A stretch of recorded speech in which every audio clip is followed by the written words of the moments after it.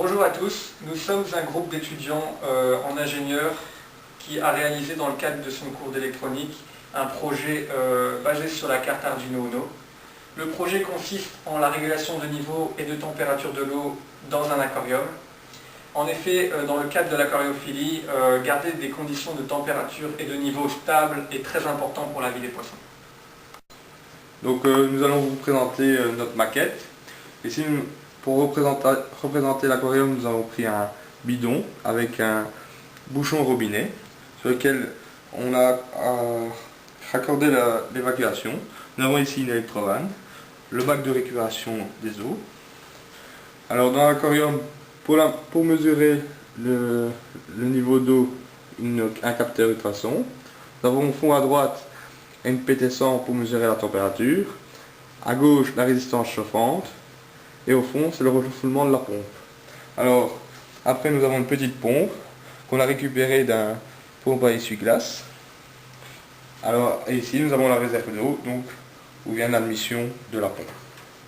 Au niveau des montages électroniques, nous avons un montage électronique qui gère la régulation de niveau et l'ouverture de l'électrovanne.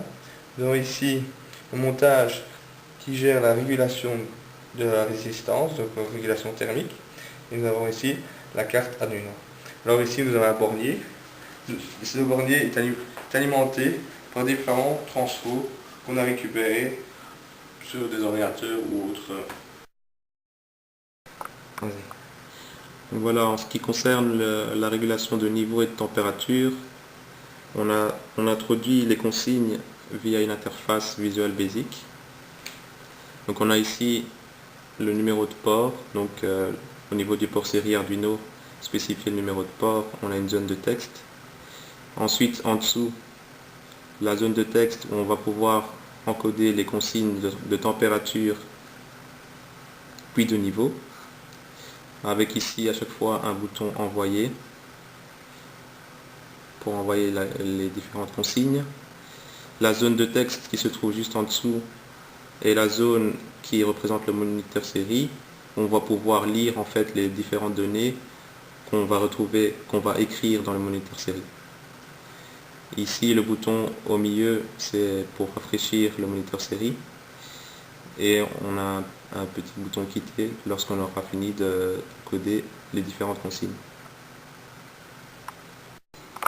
Alors maintenant nous allons vous présenter le fonctionnement général de notre maquette.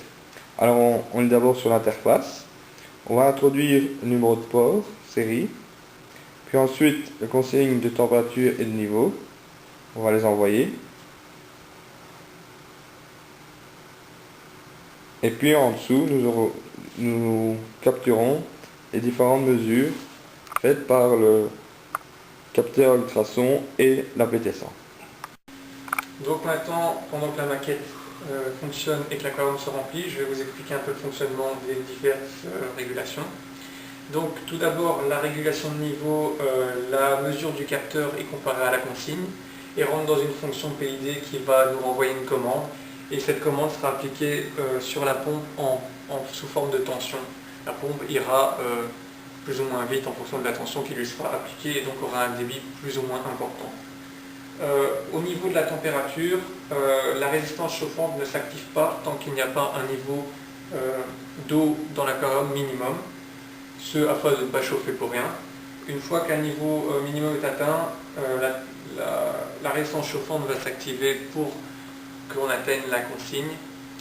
La valeur des températures est mesurée par la PT100 et elle est comparée à la consigne rentrée via l'interface. Une fois qu'on atteint la consigne, la résistance chauffante n'est plus alimentée. Donc on arrive presque à la consigne.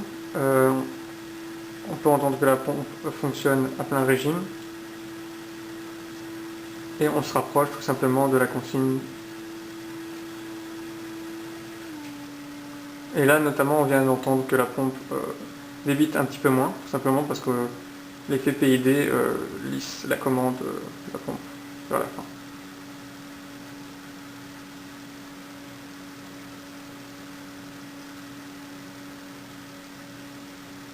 Petit à petit, le bac va se remplir jusqu'à atteindre la valeur de la consigne. Là, on vient d'entendre que ça s'est totalement arrêté. C'est tout simplement que le niveau mesuré par le capteur a atteint la consigne souhaitée. On va maintenant tout de suite pouvoir simuler aussi le fait que si la valeur de niveau est supérieure à la consigne, l'électrovanne va s'activer pour vider le bac. On vient de rentrer le bac et tout de suite, là, on voit que l'électrovanne s'est activée et vide le bac. Elle se désactivera une fois qu'on sera redevenu, une fois qu'on sera revenu en dessous de la consigne, tout simplement.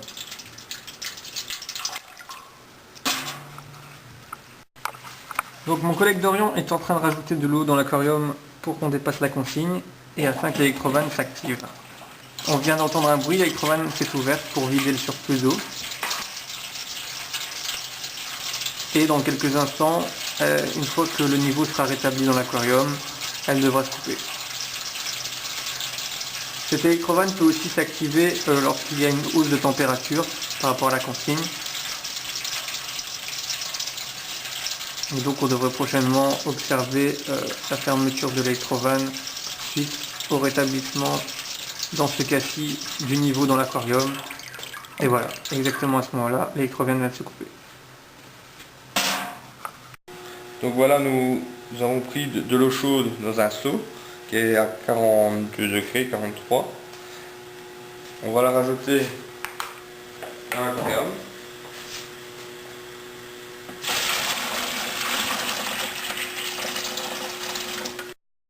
L'électrovanne s'est activée tout simplement parce que la température est supérieure à la consigne. On voit notamment qu'on a actuellement 28 degrés dans l'aquarium. La consigne est normalement à 20, donc c'est normal que l'électrovanne s'enclenche. Nous pouvons rajouter que les différentes régulations ont bien été conditionnées. En effet, par exemple, si la température est supérieure à la consigne de température, mais que le niveau n'est pas encore atteint, on ne va pas vider le bac, tout simplement parce qu'on rajoute encore de l'eau froide et qu'on va pouvoir redescendre la valeur de la température. On peut aussi rajouter, on est conscient en fait que la maquette peut encore être améliorée. Ce n'est en effet qu'un prototype visant à mettre en évidence les différentes régulations. Voilà, nous vous remercions de votre attention. Bonne journée.